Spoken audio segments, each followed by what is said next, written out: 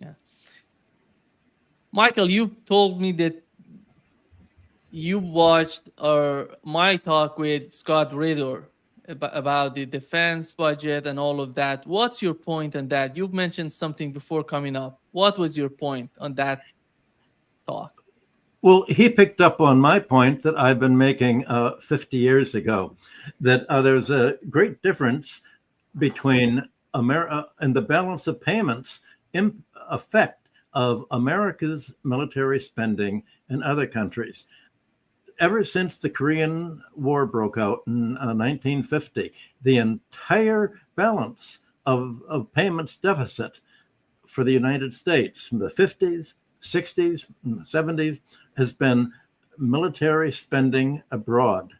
The private sector, trade and investment is exactly in balance over all these years. I published all of these statistics first for Arthur Andersen and then in my book Superimperialism.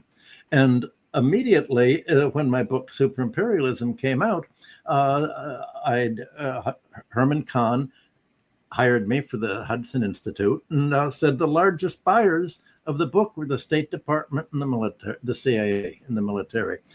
Immediately, the military gave a contract to the Hudson Institute for me to explain how going off the gold standard essentially enabled the United States to fund its balance of payments deficit, meaning its military spending abroad, by pumping dollars into the global economy and having these dollars end up in foreign central banks and be recycled. Well, what that meant is that America's whole military spending for the last 50 years depends upon the dollarization system in other countries using dollars as their monetary reserves in place of gold and instead of their own currencies. That means that if they move away from the dollars, there's no way that the United States can finance its 800 military bases abroad and its military spending. Russia doesn't have this problem. The military generals don't study the balance of payments. And many of them are right-wingers that have a sort of crude, monetarist, Chicago school, neoliberal view of money without understanding that money is debt. And specifically, monetary reserves are not only America's treasury debt, but the monetization of America's military spending. Now, what Scott pointed out is that Russia doesn't have this problem. China doesn't have this problem because they're not trying to create a foreign empire. They're not trying to put military bases in other countries where they have to somehow spend their domestic currency and buying local currencies which to do whatever military operations do there. So they don't have the constraints that the United States have. And that's what's essentially leading the United States to say, we're not only at war with Russia and China militarily, we're at war with them financially. We don't want the BRICS, China, Russia, Iran, and there are other countries, to have an alternative of not using the dollar so that the dollars that we spend abroad for all these military operations are going to be somehow recycled to the United States. That's why you're having Trump try to browbeat India, Japan, Korea, Europe into somehow promising to recycle all the dollars to the United States. Why is he doing this? It's not simply to pay tariffs so that the Treasury will have more money and can cut taxes on the wealthy even more. It's so that the dollar will not be forced down, so that there will be a huge inflow to support the dollar, basically, despite Trump's hope of devaluing the dollar slightly, slowly downwards, to as if that's going to make American exports more competitive. The whole fight over the dollar isn't really about U.S. exports being more competitive, because the United States doesn't have much industry to export. It's really about the balance of payments, which is primarily military in character, not the trade deficit, not the investment deficit. And that's what's the the government used to realize that. But again, Trump and his team just think of sort of running a protection racket. Either you spend your money to the United States, 350 billion from you, Japan. You promise to send here to invest another 350 billion from you, Korea, or we're just going to raise tariffs and deny you the U.S. market. The American strategy, and it's a military strategy as well as an economic strategy, imagines that other countries need the American market and they don't have a choice but to support the dollar. And by supporting the dollar, supporting America's ability to wage war and have military operations abroad. They don't realize that this is the whole thing, and yet by this protection racket has essentially overplayed its hand. And last week, Korea said, "Wait a minute, you just told Japan to pay you 350 billion, and you get all the profits from what they spend in. And you get 90% of the profits, and give us 10% if there are any profits at all. From the way you arrange it with your Hollywood Pentagon bookkeeping, so that it's just you need America's market. We can deny it, and that's chaos for you." Well, it's not really chaos. They tried the same thing with China last week, and China protested and said, "I'm sorry." They tried it with Korea, not Korea last week. Korea protested, and they said, "We're not Japan. We don't have 350 billion. We're much smaller. And you're blocking our automobile exports from the U.S. market. We just can't pay." And then Lutvak, Howard Lutvak, the Commerce Secretary, said, "The Koreans either accept the deal or pay the tariffs. Black and white, pay the tariffs or accept the deal." Well, yesterday, Korea's foreign minister went to China, and there's not a word in the paper about what they're discussing, but you can just imagine. Korea realizes that Trump is going to insist, we need your money to continue our military spending abroad and to finance our budget deficit. We're going to close the market to you. And Korea finally is saying, well, for Hyundai and for its computer, Samsung, all of its computer industries, well, what if we don't have the U.S. market? Do we have a plan B? And I suspect they're talking about China. And they're talking to China, and they're saying, well, if we walk away from the U.S. market, we'll walk away from that factory in Georgia. That it's obviously there's such a reaction in Korea that we can't afford it. If we walk away, can you figure a way that we can work our industrial capacity in partnership with you as part of your Chinese new prosperity sphere? And by the way, if we do that, will you help us back us up when we tell the Americans to leave their military bases here? We don't want their military bases, is if they're going to hold us up and essentially declare we're treating you like a defeated power, like we defeated you in 1951. There's never really been an end to the Korean War. We're still fighting you, just like we're still fighting World War II against Japan. You don't have a choice. What if Korea and Japan and India all make a choice to say, well, we cannot afford to access to the U.S. market on these terms. We can use the $350 billion, or Japan can use the same amount. We can use that $350 billion to subsidize our own industry and keep our employment and support our workforce while we transition the radical change from orienting our trade with the United States and Europe to orienting it with our own Asian new partners. That's what it all is, and that commercial balance of payments consideration is a fundamental military consideration at the root, and that's what really frightens the United States. It was the Vietnam War that forced the United States off gold in 1971. Its spending in Vietnam depleted the gold stock by spending so many dollars abroad that General de Gaulle in France and Germany just cashed them in for gold, and America finally just stopped the drain. Well, now it's other countries that are preventing the United States from solving this drain problem by saying we're not going to accept any dollars that are just the monetization of your military spending to surround us with military bases. We're going to stop the financial bloodstream that's funding your whole new Cold War.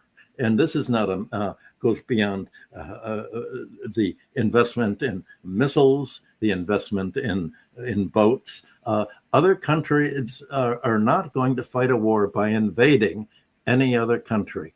And America cannot control another country, not even Ukraine, without troops invading it.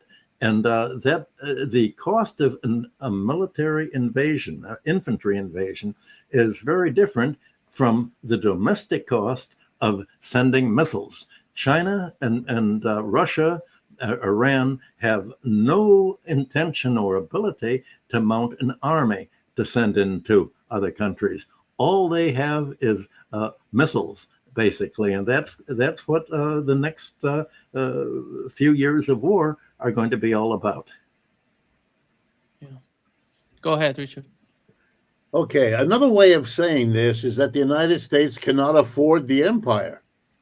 The problem is it can't do it. In the early decades after World War II, the balance of payments, correct me if I'm wrong, Michael, saw export surplus from the United States, generating the capital, the money with which then to finance the 700 or 800 bases around the world. And so you had the rest of the world dependent on exports from the United States, having to pay for them in the money that was then used to subordinate them militarily to keep this game going. By 1970s, this game was over because the Germans, the Japanese, the Europeans had recovered from the war, as we knew they would. That's what they were doing in the decades from 1945 to 1975. In that 30-year period, the United States lost its preeminent position in the world economy as an exporter. It would either have had to stop because it could no longer finance its military adventures abroad by its export surplus, or it would have had to do what Michael so nicely described. It would have to have found another way, and the dollarization, making all oil contracts denominated in dollars, and hyping the threat of the Soviet Union, which the Europeans are copying today because they don't know any other politics. This was enabling them to then create the deficit program. They would make the United States a net importer, switch its own production out of the country, no longer needing these exports, no longer being able to afford them. They weren't profitable enough to produce in the United States. And you replaced all the workers either with machinery and with automation or by exporting the jobs. So your end result was the story Michael just told.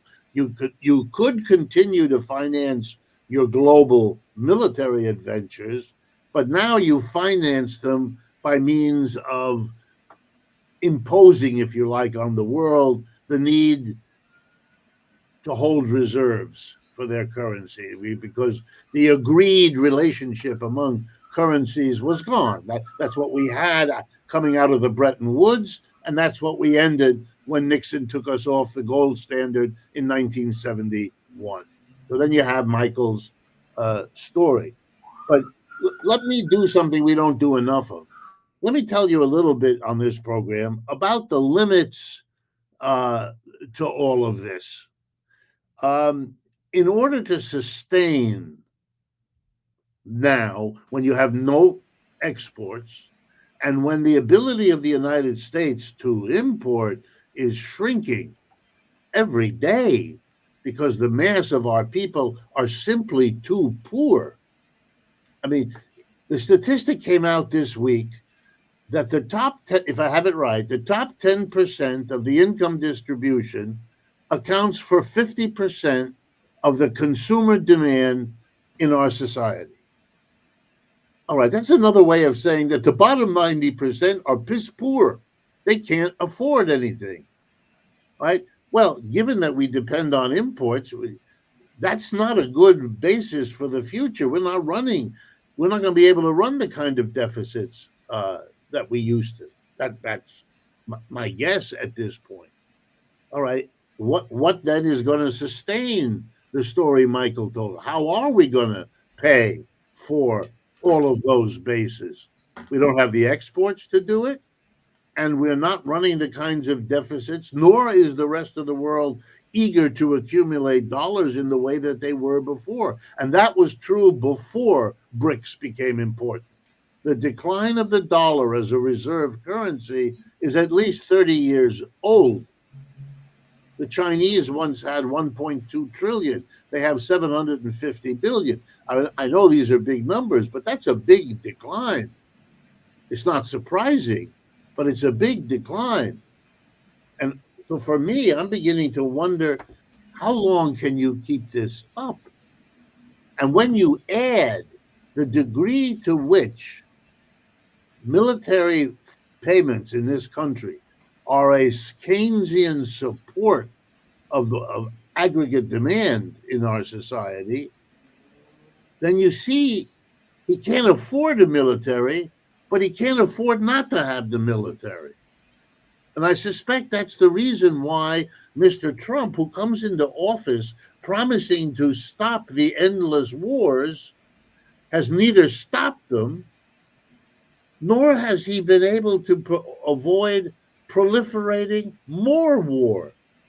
He attacked Iran, and he's busily now provoking Venezuela and taking extraordinary steps to do it.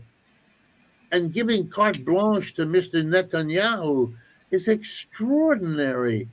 You know, we wonder, why would a government do these extraordinary things? And in a way, Michael's story gives the beginning of an answer, that there's more going on here than macro management. That's important. And there's more going on than balance of payments. That's important. There's also managing the military, the budget and the activity when you're so badly out of whack. You can't beat the Russians in Ukraine. That's what's obvious. It's obvious to the whole world. They can't let go. What's the matter here? Even in Vietnam, they understood we've been defeated, and the Americans withdrew, and the Communist Party of Vietnam took over and has remained the government ever since. That's 35 years ago, right? Or what is it now? Maybe more than that, 50 years ago. Then they were defeated in Afghanistan, and they withdrew. Mr. Biden, in the end, did what the previous presidents couldn't dare do, which is to say, this is hopeless. And so they're losing. Harper's Magazine just came out this last week, and on the front page is the lead story of the magazine, which, here's the title: Why do the American military keep losing all the wars? Wow, you're now even able to ask in a public way the forbidden question. And if the rest of the world is worried about the United States economically, we have to remember it was also worried about it militarily, And that danger is receding as we see what's going on in the world. The desperation inside the United States, the fascistic turn that we are assaulted with every day, is a reflection of all of these dead ends confronting the people who run this system. Richard, there's a common denominator that links the dynamics you've just meant, and that's oil and foreign investment in oil. Much of the buildup of the reason that there was a gold inflow to the United States from 1945 to 1950, when the Korea War broke out, was not simply U.S. exports. It was the sale of oil by the American oil industry that was in control of the world's oil. And for the last 100 years, and I've made this point before on our show, Nima, the cornerstone of America's control of money and the balance of payments and military coercion has been oil, because along with food and agriculture, because if you have the ability to monopolize oil, you have the ability to cut off other countries' industrial potential, just like depriving Germany and Europe of Russian oil and gas has ended their Germany's and Europe's industrial potential. Now, that explains a number of things that you've seen recently.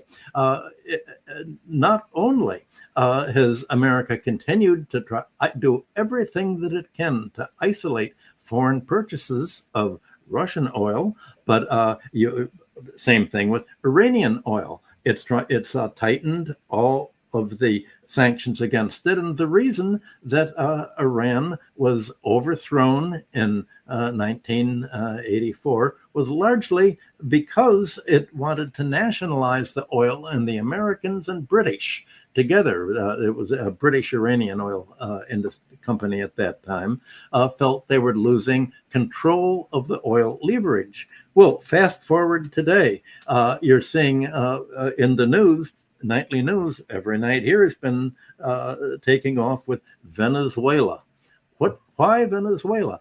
It's not really drugs. Just like Israel claims that all Palestinians are Hamas, the United States claims that all Venezuelans, their fishermen, their population, are drug dealers. Well, the reason that America is the news leads off with blowing up a fishing boat every night, or another boat that has no seeming connection to drug dealing at all, is the United States is trying to create a narrative that this fight against Venezuela is a fight against drugs. It's a fight to not only to regain control of Venezuelan oil, but more specifically to prevent China's recent negotiations with Venezuela to invest in the developing Venezuela's enormous oil reserves under Lake Maracaibo.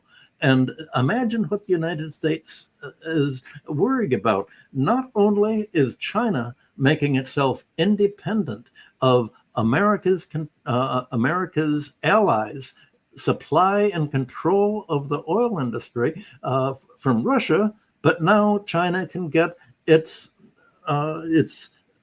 oil from Venezuela as itself, and the fight in the Middle East using the alliance of Israel with the Wahhabi jihadists to create a disaster there is to prepare the war for controlling Iraqi, Syrian, and most of all, Iranian oil. The United States still dreams of reestablishing its diplomatic, economic, political, and military control of other countries by controlling oil and food. That's the other basic means of control. That America can impose sanctions on its food exports to starve other countries into submission to its policy, as it tried to do against Mao after the 1945 revolution, until Canada broke the blockade.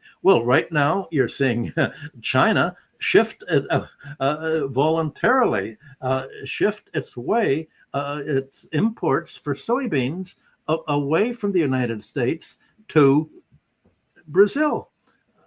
To buy its soybeans there. And China has, until this year, accounted for 50% of all soybean production in the United States. And it's 70% of soybean production in the case of North Dakota. Well, all of a sudden, there's zero demand from China for soybeans. And yet you have a perfect storm for American agriculture. You have the corn and soybean crop, a bumper crop this year because of the extreme weather. All of this crop is piling up. There's nowhere to sell it. They don't have enough storage capacity to put the soybeans and corn in silos. There's a huge market now in big plastic bags to begin storing them in. This is a disaster. And the farmers are pressuring Trump to say, you've got to be able to reestablish our market next year. We've been dependent on soybeans, and what can we shift to? We can't shift to corn. People are not buying our agricultural exports anymore. So not only has America lost its ability to use food like it's used oil to starve other countries, denying them American exports, but it's lost its agricultural sector. And the result is that land prices are collapsing in North Dakota and other areas. They're falling because the farmers are not able to meet their debts. For the last 150 years, all of the financial crises in America, Europe, the Northern Hemisphere, have occurred in the autumn, in September and October. And there's a reason for that. It was called the autumnal drain. It's when farmers